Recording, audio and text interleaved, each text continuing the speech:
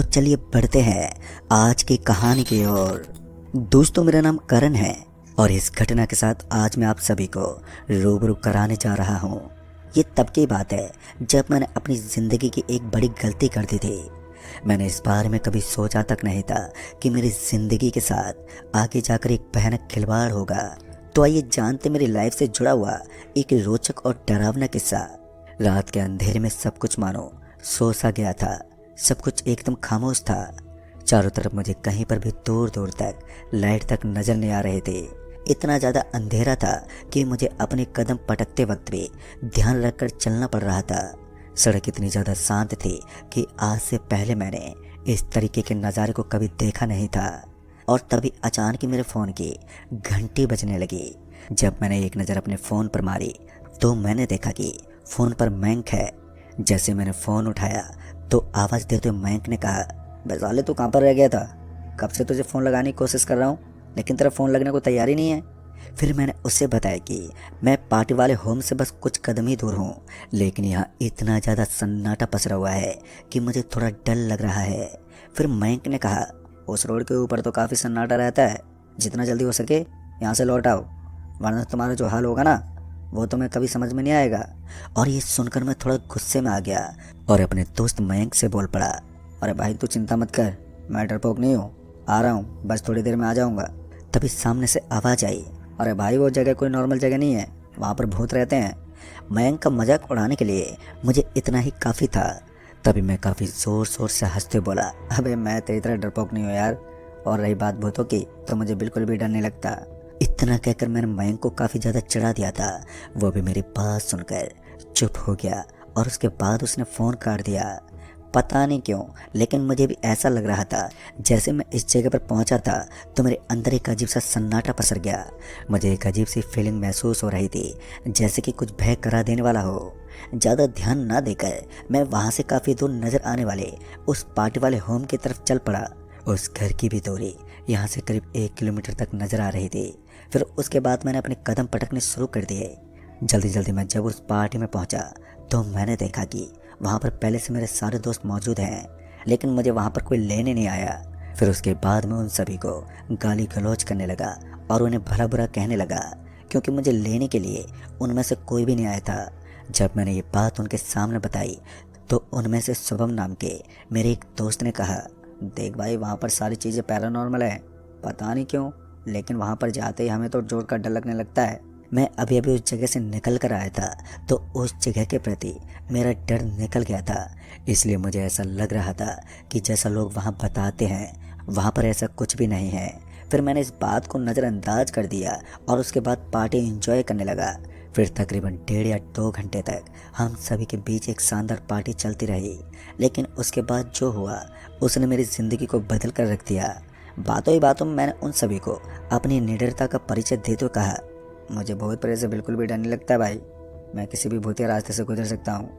और इतना कहते मेरे दोस्त मेरे ऊपर चढ़ने लगे। यहाँ तक कि शुभम ने तो ये तक कह दिया कि अगर तुम्हारे अंदर हिम्मत है तो हम सभी को आज रात 1 बजे से लेकर 3 बजे के बीच में हमें उस रास्ते को पार करके दिखाओ। इतना कहते मैंने मुस्कुराते हुए कहा, "लेकिन मेरा इससे क्या फ़ायदा होगा? मैं क्यों बेमतलब रास्ता पार करूँ? और वैसे भी आधी रात को वहाँ कौन जाता है?" इतना कहते शुभम ने कहा, "चिंता मत कर भाई, तेरे को एक अच्छी मोटी रकम दूंगा, चल 2 महीने की सैलरी तेरे नाम।"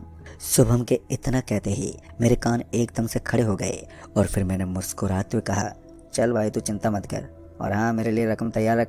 इतना कहने के बाद मैंने अपने कदमों को उस पार्टी वाले होम से बाहर पटक दिया और फिर पीछे मुड़ते हुए कहा, "कुछ ही देर में लौट कर आऊँगा और यहीं पर इंतज़ार करना, कोई भी बंदा यहाँ से मत जाना।" क्योंकि शुभम से मुझे 2 महीने की सैलरी जो लेनी थी। इतना कहकर मैं वहाँ से निकलने ही वाला था कि तभी मयंक भागता हुआ मेरे पास आया। फिर उसने मेरे कंधे पर अपना हाथ रखते हुए कहा, "भाई तू जिस जगह पर जाने की कोशिश कर रहा है ना, वो जगह बहुत ही ज़्यादा ख़राब है। तो एक काम कर, ये शर्त टाल दे।" लेकिन मैं इतनी जल्दी उसकी बातों को कहाँ मानने वाला था। तभी मैंने मुस्कुराते हुए कहा, "अरे भाई चिंता मत कर, कुछ नहीं होगा। वैसे भी मैं कुछ देर पहले ही तो उसी रास्ते से आया था।" इतना कहने के बाद मैंने अपने कदमों को उस तरफ मोड़ दिया। तभी मयंक ने एक बार फिर मुझे आवाज़ देते हुए कहा, "चल एक काम कर, तो मेरे ब्लूटूथ लेकर जा, इन सभी को अपने कान में डाल लेना और वहाँ से निकलते वक्त मुझसे बात करते रहना, क्योंकि कोई भी दिक्कत हो तो मैं आसानी से सुन पाऊँगा।"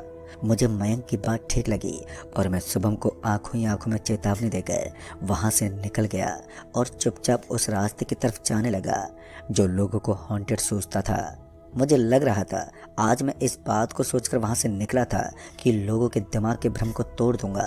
लोग जिस चीज़ को हॉन्टेड बताते हैं उस चीज़ को एकदम से नॉर्मल साबित कर दूंगा। मैं यही सोचकर वहां से निकला था, लेकिन मैं नहीं जानता था कि आने वाला वक्त मेरी ज़िंदगी के पहिए को उल्टा घुमा देगा। खैर फिर शुरू हुआ था एक कयामत का सफ़र। रास्ते से निकलते वक्त मेरे दिमाग में अजीब अजीब ख्याल बने हुए थे कि आगे क्या होगा। फिर कुछ दूर और आगे जाने के बाद ही मेरी नज़र उस सड़क के बगल में मौजूद एक अजीब से दिखने वाले आदमी पर पड़ी।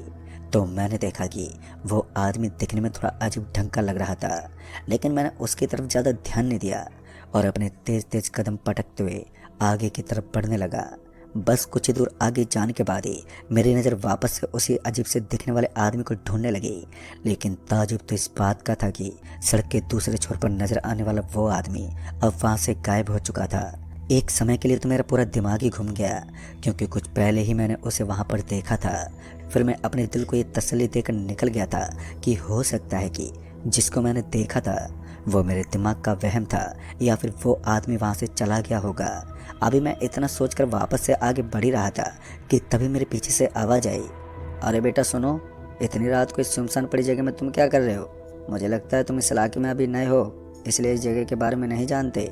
इतना सुनकर मैंने पीछे मुड़कर देखा तो मैंने पाया कि वो अजीब से दिखने वाले चाचा, जिनकी हाइट लगभग 6 फुट की थी और इतने बूढ़े होने के बावजूद भी वो काफ़ी ज़्यादा हट्टे कट्टे लग रहे थे।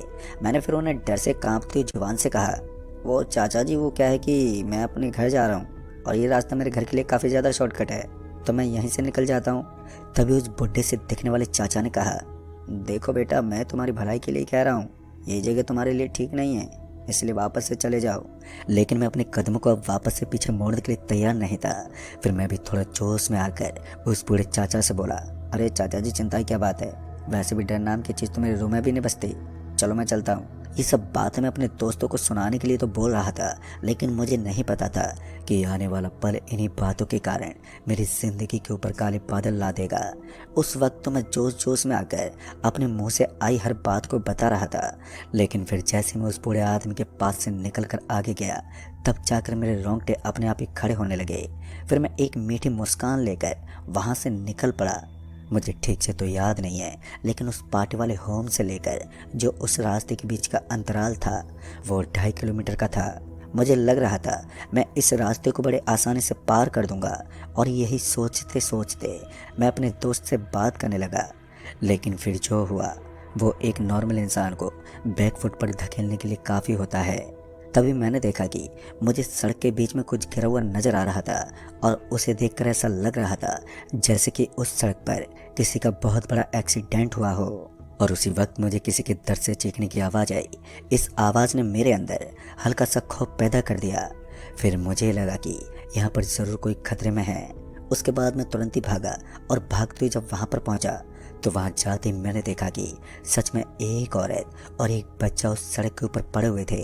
पहले जब मैंने उस बच्चे को देखा तो उस बच्चे की दर्दनाक स्थिति को देखकर मेरे तो रोंगटे खड़े हो रहे थे। उसकी हालत इस हद तक बिगड़ चुकी थी कि मुझे उस वक्त उल्टी करने का मन करने लगा था। उसके बाद जब मैंने अपने दोस्तों से कनेक्ट होने की कोशिश की तो अब नेटवर्क पूरी तरीके से गायब हो चुका था। काफ़ी कोशिश करने के बावजूद भी अब नेटवर्क नहीं आ रहा था। फिर कुछ देर तक तो मैं चिल्लाता रहा, लेकिन वहाँ मदद की गुहार सुनने वाला कोई भी नहीं था। उसके बाद मुझे लगा कि अगर मैं यहाँ रुका रहा तो पुलिस वाले मुझे अंदर डाल देंगे, इसलिए मैं चाहकर भी इन लोगों की मदद करने के लायक नहीं था। दिमाग तो खराब होता जा रहा था और ऊपर से मुझे उनकी मदद करने का मन भी कर रहा था, लेकिन अब यहाँ से निकलना ही ठीक था। पर यही सोचकर ना चाहते हुए भी मुझे वापस से निकलना पड़ा, और एक बार के लिए जब मैंने पीछे पलट कर देखा तो मेरी आंखें फटे की फटी रह गई, मानो मेरे पैरों तले ज़मीन खिसक गई हो। क्योंकि इस बार मैंने देखा कि मेरे पीछे की तरफ जो दोनों लोग मुझे पड़े हुए नजर आ रहे थे अब वहाँ पर कोई नहीं था। पीछे की सड़क का नज़ारा एकदम सपाट पड़ा था, और उस वक्त मैं इतना ज़्यादा डर गया था कि मुझे वहाँ से भागने का उपाय सूझने लगा। लेकिन वहाँ से भागने से पहले मैंने देखा कि सड़क के जस्ट सामने मुझे वही दोनों खड़े नज़र आ रहे हैं, और उन दोनों को इस तरह मेरे सामने देखकर मैं तो ऊपर से लेकर पूरा नीचे तक कांप रहा था। मुझे उस वक्त ऐसा लगा कि अब मुझे आगे की बजाय पीछे की तरफ ही भागना चाहिए, इसलिए मैंने आओ देखा ना ताओ और तुरंत ही वापस से निकलने लगा। फिर उस वक्त एक ऐसा सीन हुआ जो मेरी भी समझ से बाहर था। दरअसल मेरे पैर आगे ही नहीं बढ़ रहे थे। मैंने बहुत ही ज़्यादा कोशिश की, लेकिन इसके बावजूद भी मेरे पैर वहीं पर थमे रहे। मैंने अपने कदमों को उठाने की बहुत ज़्यादा कोशिश की, लेकिन अब वो उठ ही नहीं पा रहे थे। जब मैंने अपने कदमों की तरफ देखा तो मैंने पाया कि मेरे पैरों के नीचे अब एक दलदल बन गया था। वो दलदल मेरे कदमों को अब आगे जाने से रोक रहा था। मेरे पाँव एक जगह से हिल तक नहीं पा रहे थे, लेकिन मुझे इस समझ में नहीं आ रहा था कि साले ये दलदल इतनी जल्दी इस सड़क के बीचों बीच कैसे बन गया। सर तो मेरा पूरा चकरा रहा था और ऊपर से मेरे दिमाग में अजीब अजीब से सवाल भी घूम रहे थे। उनका जवाब तो मेरे पास नहीं था, लेकिन मैंने अपने दोस्तों से कनेक्ट होने की कोशिश की, लेकिन उसमें भी मैं नाकाम रहा। उसके बाद जब मैंने सोचा कि अब मैं सब कुछ भगवान पर छोड़ देता हूँ, जो होगा वो देखा जाएगा, और फिर मैंने घुटने टेक दिए, यानी कि मैंने उन सभी के सामने आत्मसमर्पण कर दिया। उसके बाद मैंने अपनी आंखों को बंद कर दिया, क्योंकि अब सब कुछ मैं भगवान पर छोड़ चुका था। अब जो होना था वो तो हो ही जाएगा, और यही सोचकर मैं अब खामोश हो गया। अंधेरी रात की अंधेरी छाया के अंदर मुझे अब सब कुछ एकदम सन्नाटे के अंदर डूबा हुआ महसूस हो रहा था। फिर उसके बाद जब मैंने 1 मिनट के बाद अपनी आंखों को खोला तो इस बार मैंने देखा कि अब मैं किसी सड़क के बीच में या फिर किसी दलदल के अंदर नहीं था, बल्कि एक 4 दीवारी के अंदर था, जहाँ पर मकड़ियों के बड़े बड़े जाले लगे हुए थे। मैंने बहुत ही ज़्यादा कोशिश की अपने आप को वहाँ से निकालने की, लेकिन इधर उधर आवाज़ देने के बावजूद भी मुझे वहाँ पर कोई नज़र ही नहीं आ रहा था।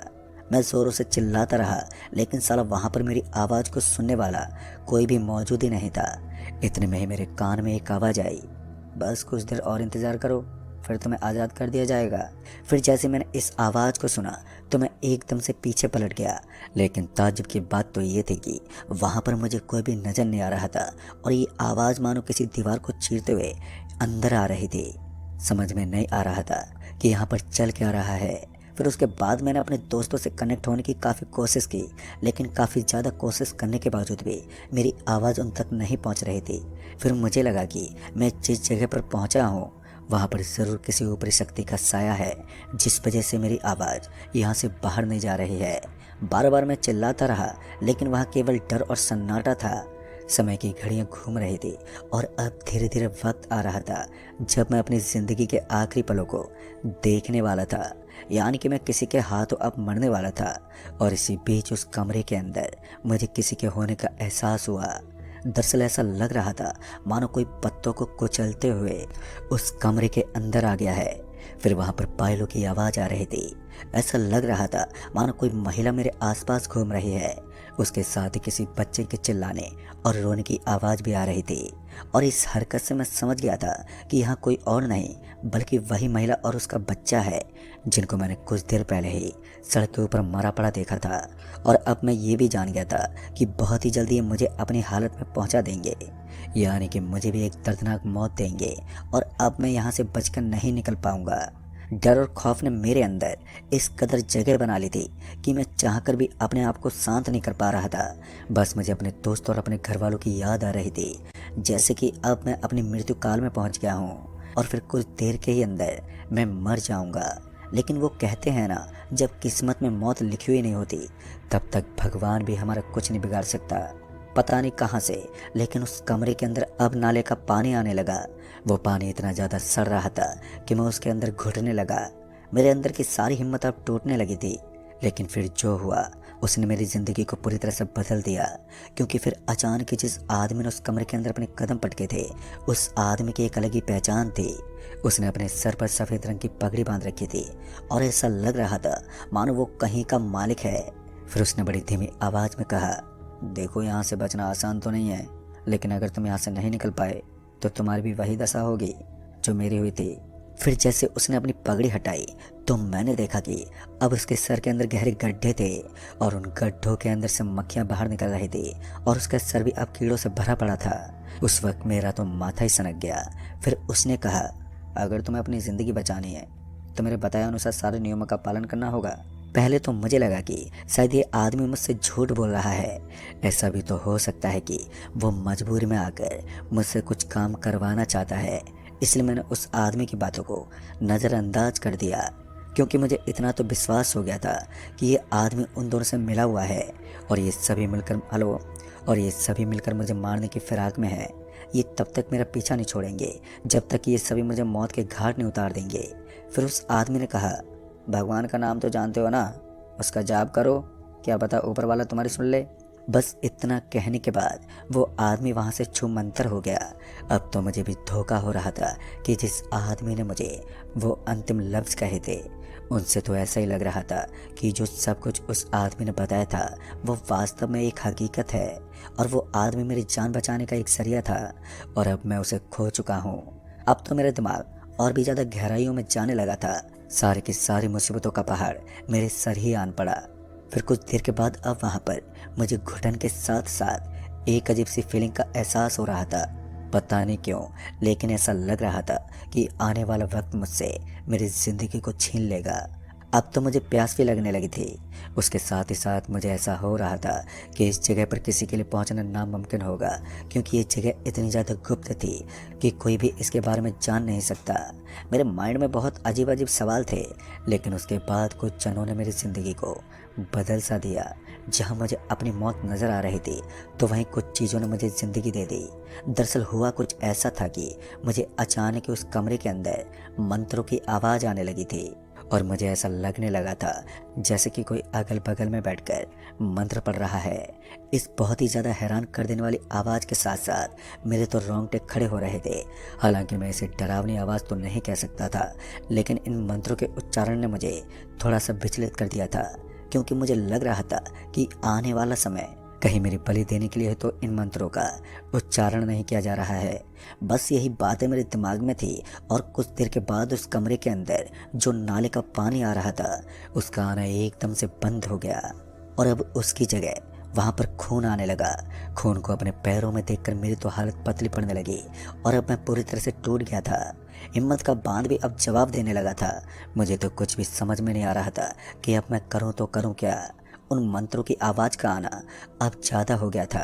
वो इतनी तेज आवाज़ हो गई थी कि मेरे कानों में आसानी से सुनाई दे रही थी। साथ ही साथ मैं भी अब भगवान का जाप करने लगा। मैं भगवान को याद करके यहाँ से निकलना चाहता था, ताकि मैं अपनी ज़िंदगी बचा सकूं।